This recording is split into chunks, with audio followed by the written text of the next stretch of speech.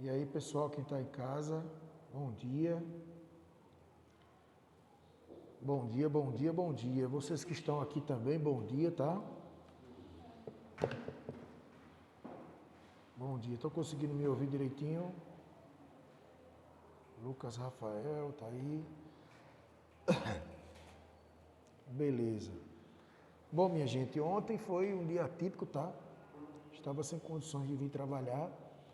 Aí eu postei na aula 1 uma gravação sobre o espaço agrário brasileiro e na aula 2 eu disponibilizei um link de exercícios. Presencialmente, eu não estou lembrado, acho que foi uma atividade de revisão, alguma coisa nesse sentido. Quem estava aqui, eu não estou lembrado. Mas de qualquer maneira, como vocês tiveram um exercício para fazer, a gente vai ter que fazer essa correção. Só que antes de a gente começar a fazer o processo de correção, eu queria abrir o espaço para exatamente a gente poder discutir um pouquinho, falar um pouquinho, se alguém tem alguma dúvida a respeito disso. Porque a minha perspectiva é que na próxima semana a gente comece geopolítica, tá bom? Geopolítica. Aí a gente vai falar da organização do mundo, nova ordem, velha ordem, tudinho, para depois a gente abordar o lado pacífico da geopolítica, falando de algumas informações importantes e atuais sobre os blocos econômicos e grupos, e também falar um pouquinho, já entrando na parte de geopolítica de conflitos. Aí a gente fala do Oriente Médio, fala da África, a gente entende um pouco o que é que está acontecendo nessa situação que a gente vê direto na televisão do Afeganistão, que é o Talibã, tá bom? Aí a gente utilizaria praticamente o mês de uma boa parte do mês de setembro, tá? Para poder fazer esse estudo. E aí a gente já entra praticamente na reta final, abordando alguns tópicos sobre energia, que não vem caindo tanto no Enem. Praticamente nos últimos anos caíram 2 questões apenas, e a questão ambiental. E aí a gente encerra o mês de outubro dessa maneira. Já saiu o dia da prova do Enem esse ano já? 28 de novembro. E aí a gente teria o mês de novembro para a gente poder fazer uma revisão, responder algumas questões, direcionar nesse sentido, tá bom? Beleza? Muito bem. Eu quero aproveitar para passar um trabalho para vocês, tá certo? Posso passar esse trabalho? Eu vou passar para vocês. Falo sim, Rian. Beleza. Falar um pouquinho para vocês, vou passar um trabalho aqui que é direcionado ao SSA 3. Como é que vai ser esse trabalho? E aí eu vou precisar da ajuda de vocês de verdade, tá bom? De verdade mesmo. O trabalho é o seguinte, vocês vão confeccionar, vão imprimir e vão me enviar, vão me entregar. Pode ser virtual também, que é quem está 100% online. Vocês vão criar um jornal. Como assim, professor? Um jornal? É o layout que parece um jornal. Então você pega um jornal, tem até mesmo versão de jornal online, que tem um título lá em cima, às vezes a coluna de 6, pronto. Você pode de repente fazer isso aí. E aí o que é que eu quero que vocês façam? Vocês vão pegar a prova do SSA do ano passado, do SSA 3, do ano passado, de geografia. Aí lá, por exemplo, vai ter a primeira pergunta do SSA 3, vamos supor que foi uma pergunta sobre a China, tá bom? Sobre a geopolítica da China, não é sobre a China, sobre a geopolítica da China. A segunda questão foi sobre a questão agrária do Brasil, tá?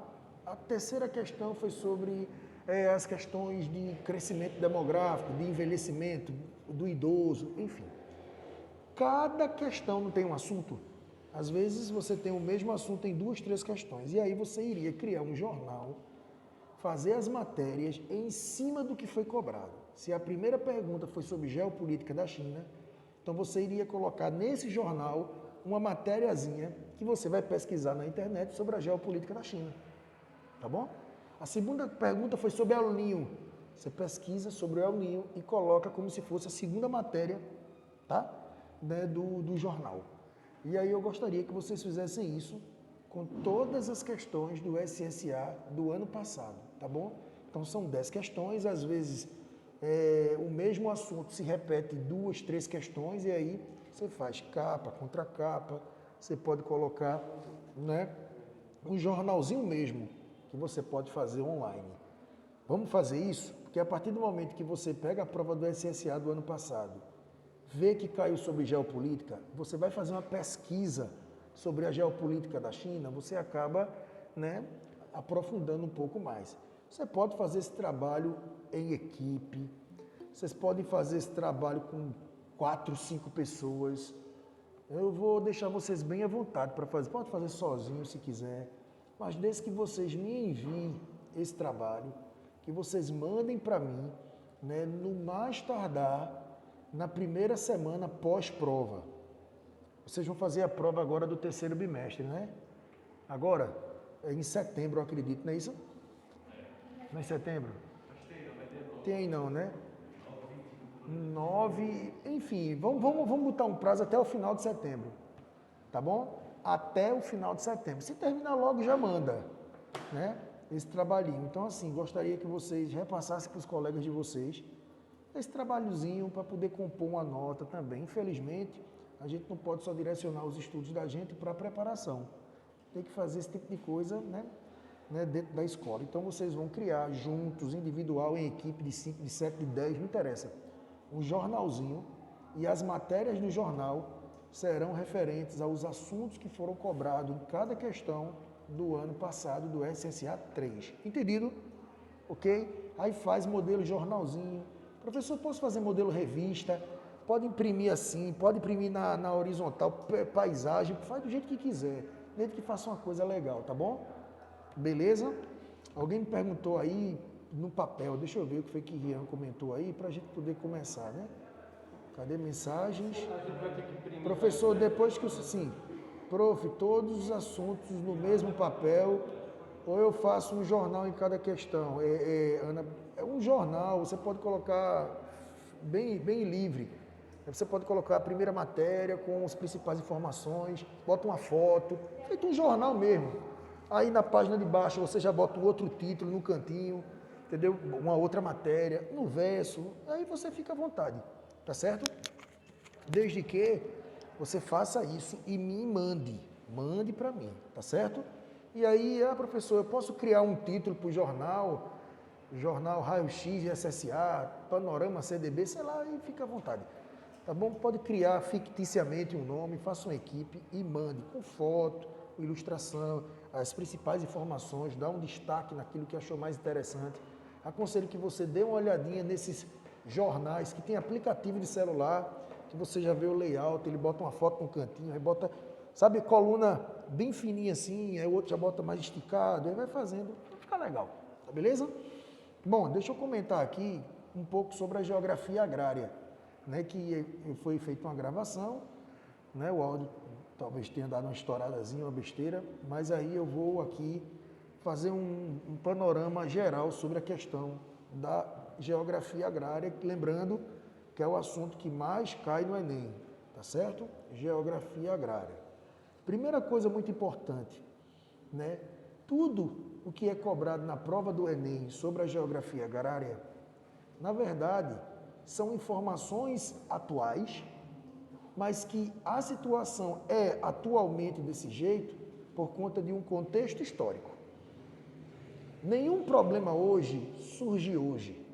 É apenas uma consequência de ações ao longo do tempo. Beleza? Então, se a economia da gente está assim, se a situação social está assim, se você é do jeito que é exatamente por conta dessa situação, ok?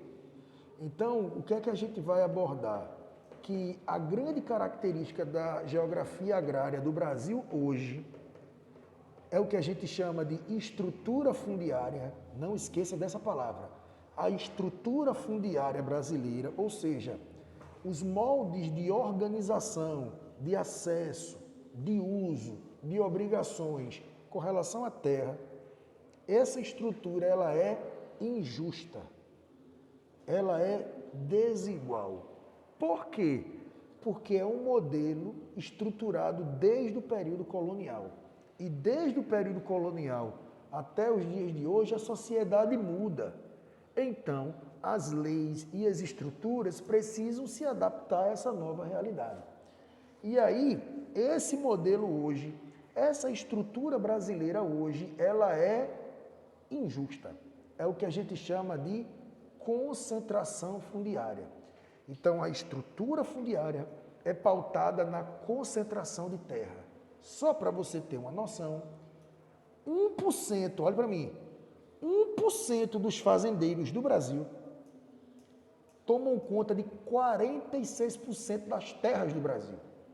Ou seja, quase metade das terras do Brasil que são utilizadas para a agricultura, quase metade fica na mão de 1% só. Isso é justo? Então, enquanto muita terra concentra-se na mão de 1%, a grande maioria, os 99% da população que resta, fica com pouco. E aí a gente tem uma estrutura concentradora, que é a famosa concentração de terra na mão dos grandes fazendeiros, na mão de grandes latifundiários. Ok. Agora, esse modelo que nós temos hoje já vem do período colonial. Beleza? Que no período colonial aconteceu exatamente essa situação. As terras eram dos índios e todo índio tinha terra, tudo era de todo mundo. Então havia no período pré-colonial a distribuição de terra para todo mundo. A terra era sinônimo de lar.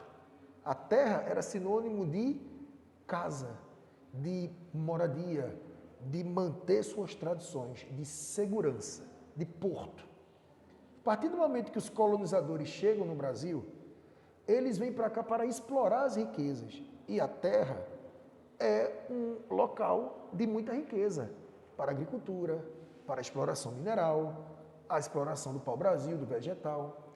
Então eles vieram, apossaram-se da terra, ou seja, tiraram as terras dos índios, que a gente chama de expropriar, é tomar do outro, para ficar para eles explorando. Então a terra agora era sinônimo de bem, de um recurso a ser explorado. Certo, Rian? E aí, a partir desse momento, já que é um bem, é um recurso a ser explorado, então eu começo a delimitar as terras. Então começa a surgir os grandes latifúndios e dar-se essas grandes propriedades para uma pessoa tomar conta. E aí surgem as capitanias hereditárias. Isso vai perdurando por muito tempo. Então, no Brasil, hoje, nós temos um modelo de concentração de terra, que é desde a colonização, e a maioria dessas terras, a maioria desses latifúndios são improdutivos, o que revolta ainda mais. Porque o cara ter uma propriedade de terra grande não é o problema. O problema é que ele tem a propriedade de terra, a lei obriga que ele use, ele não usa, enquanto os outros querem usar. E aí começa toda a problemática do Brasil. Ok? Até aí? Beleza. Então é um modelo de concentração de latifúndios improdutivos. O que é que vai acontecer? Ao longo do tempo, né, isso perdurou por muitos e muitos anos, ao longo do tempo, o povo começa a se revoltar com esse modelo, uma vez que esse modelo ele é injusto. Ou seja, as pessoas tinham terra e não usavam. Eu querendo ter terra e não tenho. E aí começa exploração de mão de obra, trabalho escravo. E aí você começa a ter toda essa situação. O que é que acontece? O processo de exploração agrícola do Brasil foi muito pautado na mão de imigrantes. O Brasil doava terra, os imigrantes vinham para povoar, para trabalhar. Só que eles não queriam vir para o Brasil porque tinha escravidão. E aí surge uma lei, Eusébio de Queiroz, que proíbe, né, a escravidão, esse modelo escravista. E aí os imigrantes começam a vir porque tem a garantia de que não serão explorados dessa forma. Pouco tempo depois de um tempo, vem o fim da escravidão com a Lei Áurea. Perceba que a sociedade ia mudando, mas o modelo permanecia de injustiça e de concentração. Tanto é que em 1850, eu não estou lembrado exatamente, acho que é 1850, surgiu a Lei de Terras. É 1850. Hein? Não entendi não. Não, é 1850. 1850 surgiu a Lei de Terras. E o fim da escravidão se deu quando? 1888. Então, pouco antes do fim da escravidão, a própria elite já sabia que isso ia acontecer. Então, o negro seria livre e teria acesso à terra. E na cabeça da elite é difícil, porque negro não era visto como não era visto como gente, era visto como propriedade. Então, como é que uma coisa que era minha propriedade se torna livre e vai ter a mesma terra que eu? Isso vai dar um nó na cabeça desse povo. Aí criou-se essa lei para dizer o seguinte: a partir de hoje, só quem pode ter terra é quem pode comprar. Ou seja, em 1888, o negro fica livre. Ele pode ter terra? Ele pode. Porque agora você está livre. Mas você pode pagar pela terra? Não, mantém o modelo concentrador na mão de poucos. Beleza? E aí isso vai gerando depois revoltas e revoltas. Aí mais para frente surge uma lei, que é o Estatuto da Terra, que impõe algumas obrigações para quem tem terra. Eu tenho a terra, eu pude comprar em mim, ok. Mas o Estatuto diz, use a terra, produza na terra, faça com que a riqueza aconteça. Tá certo? E aí muitos fazendeiros não obedecem essa lei. Tem a terra, produz ali uma besteirinha ou outra para dizer que está usando e fica por isso mesmo. Aí o que é que acontece? O povo começa a se revoltar, começa a invadir as terras improdutivas. E aí começa no Brasil a onda de conflitos pela posse da terra. A galera invade a terra, que é improdutiva. E o cara que é dono da terra quer proteger a terra. É natural que isso aconteça, tá? E aí começa a ter conflitos e mortes no Brasil. Surge um movimento muito famoso no Brasil, que é o MST, que fazia essas invasões em busca de quê? De uma divisão mais justa de terra. Para acabar com esse modelo concentrador, queria a reforma agrária, tá certo? Que seria uma solução para poder corrigir essas distorções históricas, né, de concentração na mão de poucas pessoas.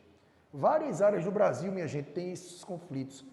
Uma delas é o Bico do Papagaio, uma área muito famosa no norte do Brasil, de muito conflito, né, de fazendeiro querendo pegar terra, MST querendo invadir, muitas mortes e muitos conflitos ocorreram ao longo do tempo.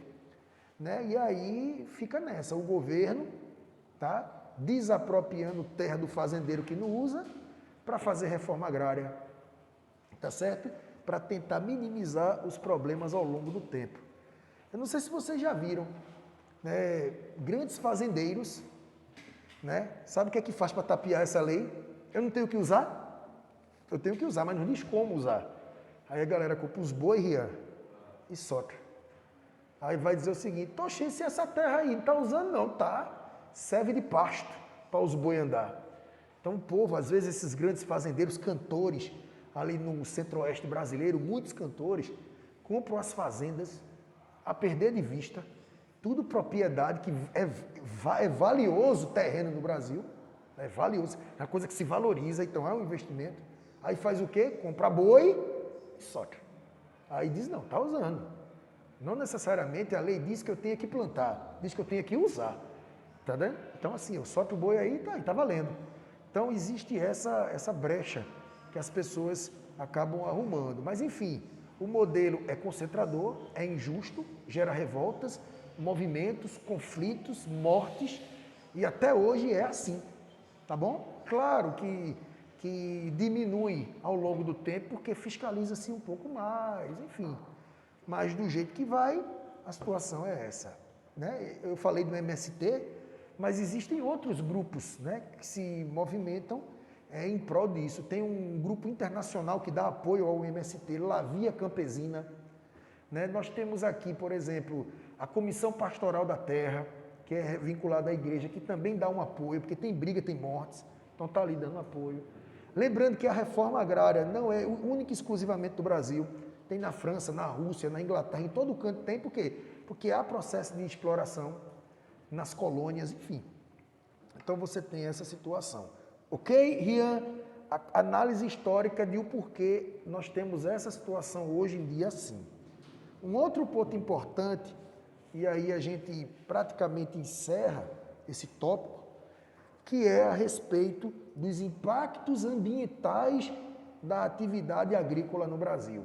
Porque o espaço agrário é uma área de produção econômica, de produtos do setor primário da economia, mineração, pecuária, produtos como soja. O Brasil é um país muito importante nesse setor. E aí eu quero trazer uma expressão para você não esquecer. Toda exportação de produtos do setor primário, pode ser soja, café, petróleo, leite, carne, não interessa. Todo comércio de produtos do setor primário cai na prova a expressão commodities. O comércio de commodities.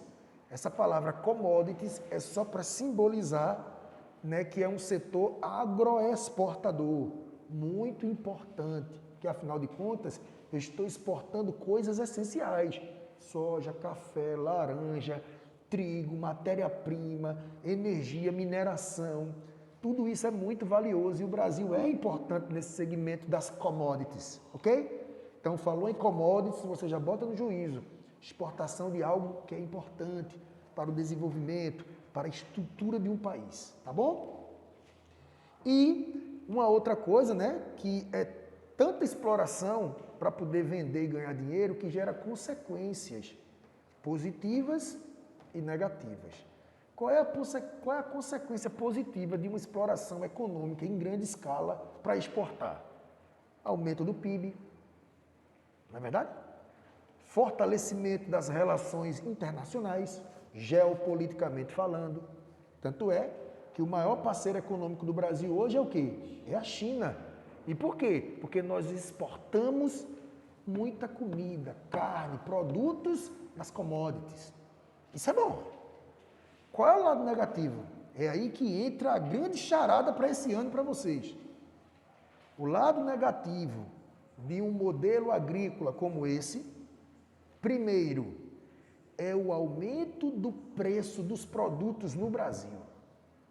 Por isso que a carne está mais cara, é por isso que fazer feira está mais caro, por isso que arroz, feijão, está tudo mais caro. Está mais caro por quê? Porque aumentou o imposto? Não. Está mais caro porque está diminuindo a oferta de produtos.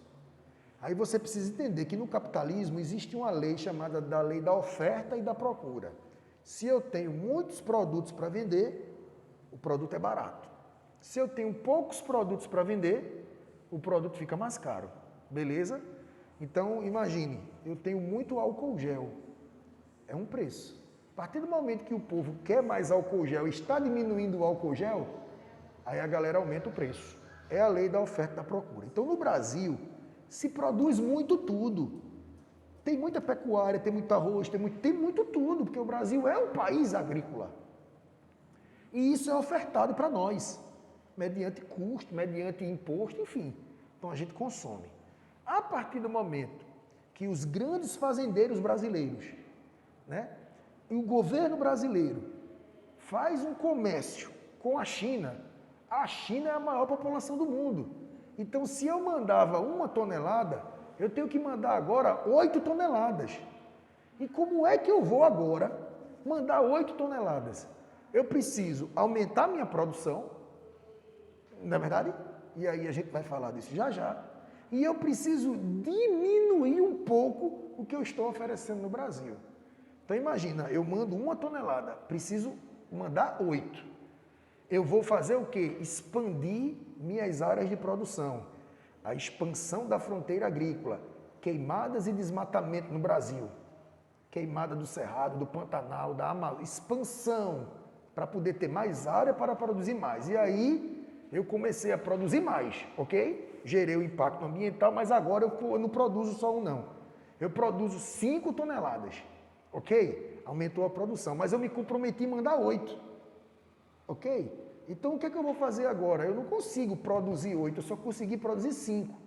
Com um que eu mandava já, 6. Faltam 2 toneladas. Aí, sabe o que é que eu vou fazer? Eu vou diminuir a quantidade de comida que eu estou ofertando para os brasileiros. Então, se eu ofertava para os brasileiros 9 toneladas, eu vou ofertar só 7 toneladas, porque eu vou pegar essas 2 toneladas para poder exportar e bater a minha meta. Pela lei da oferta e da procura, está diminuindo a oferta para o Brasil. E se está diminuindo a oferta para o Brasil, o preço aqui fica mais caro. Beleza? Aí o que foi que aconteceu? Com essa pandemia na China, em todo canto, né, houve aí uma interferência, né, nessas relações. E aí lá na China, eles identificaram, essa semana que passou, não sei se Sara chegou a ver, e é um pessoal que está em casa, Lucas, o governo chinês está com um excesso de carne de porco. Excesso de carne de porco. Então, o governo chinês já avisou que vai diminuir a importação de carne do Brasil. Vai diminuir a compra de carne do Brasil para 2022, porque houve um excesso. Não se vendeu como se imaginaria. Sobrou. Então, eles vão comprar menos, porque tem necessidade de comprar, e o Brasil vai vender menos, e aí vai sobrar mais para o Brasil. Então, a tendência é que sobrando mais para o Brasil, vai diminuir o preço da carne. Então, a perspectiva é que nesse primeiro semestre de 2022, dê uma diminuída no valor da carne. Exatamente porque eu vou ter mais a ofertar. Isso não significa dizer que a mudança vai ser grande ou não, porque existe toda uma situação aí de impostos, os interesses dos grandes fazendeiros em querer continuar lucrando, porque eu ia ganhar X mandando para a China. Eu agora vou vender para o Brasil, eu vou levar fumo? Não vou. Aí a gente não sabe até que ponto isso vai reduzir, mas a perspectiva é que reduza, ok?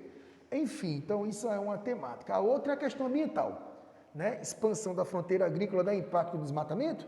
Beleza. Só que quanto mais impacto de desmatamento você causa para produzir mais e vender mais os problemas ambientais, como aquecimento global, né? A diminuição da qualidade de ar, redução da biodiversidade, né? Poluição dos rios, né? Diminuir a captação de carbono, são os problemas ambientais. E aí? O que é que o governo vai fazer? O que é que o governo faz? E aí o governo muitas vezes fecha os olhos para que isso aconteça. Era para fiscalizar, não fiscaliza. Né? Era para fazer certas coisas e não faz. E por que que o governo tem interesse em deixar queimar? Né? Porque ao deixar o fazendeiro queimar, explorar e ganhar dinheiro, ele está agradando a um grupo de políticos chamado de bancada ruralista, que são políticos que estão ali para atender aos interesses dos fazendeiros. Então imagina, vocês são fazendeiros. Beleza? Vocês são fazendeiros. Eu sou o presidente do Brasil. Se eu mandar o IBAMA, o CONAMA, o Ministério Público fiscalizar e punir vocês, vocês vão deixar de lucrar. Só que quando eu quero apresentar um projeto de lei, a galera que está em casa são políticos da bancada ruralista. Aí os políticos de casa recebem reclamação de vocês. Vocês entram em contato e dizem assim, a gente está querendo, mas Rafael está empombando aqui a fiscalização. Aí a bancada ruralista, os deputados e senadores vêm me cobrar, Rafael, que fiscalização é essa? Manda teu ministro do meio ambiente parar de fazer isso? Manda ele declarar isso, aquilo, outro, aí declara, a imprensa não gosta, cai em cima, né? Do ministro do meio ambiente. E aí o que é que acontece? Aí eu digo, mas veja bem, o meio ambiente, a imprensa em cima, aquecimento global e tal, a gente não pode continuar desse jeito. Aí os políticos dizem assim, beleza. Aí lá vai eu, no próximo mês, apresentar um projeto de lei para regularizar alguma coisa. Então eu preciso que os deputados votem. Aí na hora que esse projeto chega para os deputados da bancada ruralista, que são inúmeros deputados e senadores, eles fazem o seguinte, nego, voto contra. Aí o projeto não vai para frente. Então, para que eu possa governar, eu preciso fazer alianças. Aí eu chamo os políticos. E aí, minha gente, eu preciso que vocês votem. Aí os políticos vão dizer, e eu preciso que você pare de fiscalizar o desmatamento. Aí eu faço o quê? Faço vista grossa para o desmatamento e as queimadas no Cerrado, no Pantanal e na Amazônia, para que vocês, que são os fazendeiros, possam continuar explorando e ganhando dinheiro, e o meio ambiente e o Brasil que se perca. É assim que funciona. Tá bom? Então a situação brasileira hoje do campo é complicada, porque há muitos interesses. O Brasil tem interesse de produzir, o agricultor, o grande latifundiário, o grande fazendeiro que gera emprego, renda, que traz empreendimentos e gera riqueza para o Brasil, quer ganhar dinheiro, Em contrapartida, o meio ambiente está sofrendo aquecimento global, redução de chuva, aí reduz o índice de chuva nas hidrelétricas, aí começa a querer faltar energia, aí o presidente faz o quê? Vai faltar energia, vamos economizar, aumenta o preço da conta. Percebe como é um ciclo amarrado? Nada faz aqui e a consequência é só aqui. A consequência vai desencadear lá em cima. Desmatamento da Amazônia reduz a chuva em São Paulo. Reduzindo a chuva em São Paulo, não recarrega os rios. Se não recarrega os rios, a hidrelétrica fica sem água. Aí o que é que vai acontecer? Não vai ter água para gerar energia. Aí para não acabar a água, aumenta o preço da energia. Percebe? Aí para de chover, para de irrigar. Aí como não irriga muito, a produção de carne e de café no Brasil diminui. Como diminui, fica mais caro o preço. É assim. Então a gente precisa chegar num consenso. É importante produzir, explorar e ganhar dinheiro? É. Mas a gente pode implementar medidas conscientes, né? Uma agricultura orgânica, diminuir os agrotóxicos, respeitar as fronteiras agrícolas. Porque antigamente, minha gente, se justificava, Clara, eu quero produzir mais, eu não tinha tecnologia que tem hoje. Aí o povo desmatava, aumentava a área e produzia mais. Só que hoje nós temos tecnologia para produzir muito mais comida no mesmo espaço.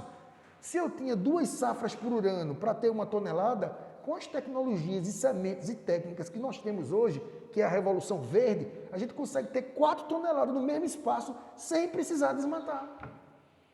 Mas a ganância de querer ganhar mais, a galera aumenta a produtividade na área que tem e quer mais. E quer mais. E quer mais. Por quê? Pensa no imediatismo, eu quero lucrar hoje. Mas as futuras gerações que se preocupem com o futuro. Tá certo? Entendido, Rian? Deixa eu ver quem é que está aqui ainda, né?